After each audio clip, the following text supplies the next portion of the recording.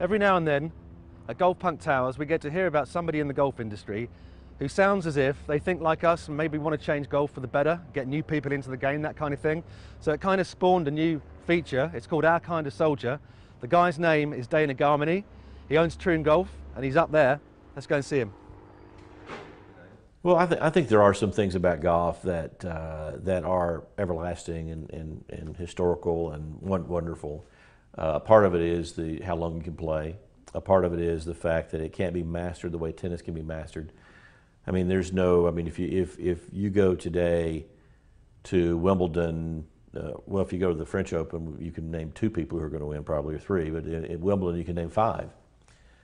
Whereas at the U.S. Open or the Open Championship, it's probably 40 or 50 or 60 people that have to be included, because again, it's hard to master. But that also means that as you mentioned, playing with someone else, especially for a short period of time, can give you success like they've had.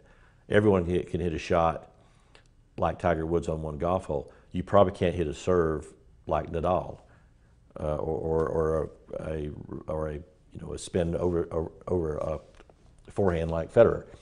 But in golf, you can have the occasional moment of brilliance where you have that. And also, I think that it's a great place to be. I mean, you're outside. And that's why we call this new wave of spa golfers. What they're really saying to us is, I don't need to keep score. I've got 3 people I like. We're having a couple of beers. We're playing for a couple of bucks for fun.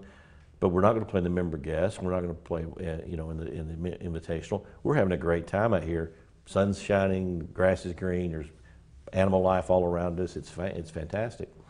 So that's the part that's good. And if we could just take away some of the issues of the stuffiness, how long it takes to play. We've got a program called Troon Values Your Time that we're very proud of, about trying to set par target times and trying to have tee times in certain parts of the day that you have to require you meet those times or you can't play. Because the worst thing for a golf course is the first group out does 5 hours, and then you're 6 hours by late in the day. The Pebble Beach problem of having picture taking and everything else versus playing golf.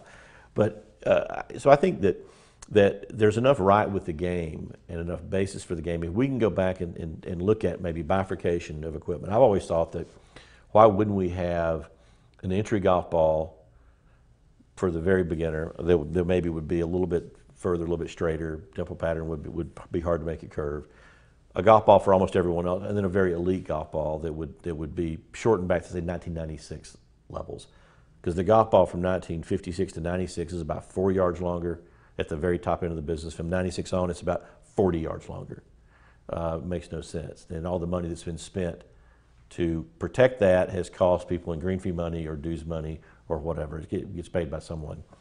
So there's an opportunity, I think, to make it a bit easier. It's an opportunity to use the equipment called the snag golf concept for the kids, where the plastic stuff, where they really can go without hurting somebody, and do it in the schools, and eventually make people coming out with the idea that golf can be a fun game versus this sort of life lesson game. And look, golf's always going to be this great stories of people calling penalties on themselves or doing that, and that's great. The honorable part of golf, I love that. But let's face it, if someone saw Carl Pedersen in the PGA that McIlroy won a couple of years ago move his golf club back in a leaf move and be penalized for that, people watching that game are saying, why would that happen? Or if you put a group of 100 people who'd never played golf before and you made them watch an hour of the U.S. Open with high rough, hey, that looked fun? You want to go do that? Probably not. So again, we've got to try and say it isn't one game. The USGA and the RNA may say it's one game. It's not one game. It hasn't been one game for years. Since the equipment blasted into the stratosphere, it hasn't been the same game. So let's don't pretend that it is. Let's go out and do something where we can take care of the entry-level person and yet limit on the high end where we don't have 9,000-yard golf courses. To me, because somebody's paying for that, and it's not the professionals that are paying for it. Garmany, you're our kind of soldier. Thank you very much. Thanks for having me. I appreciate it.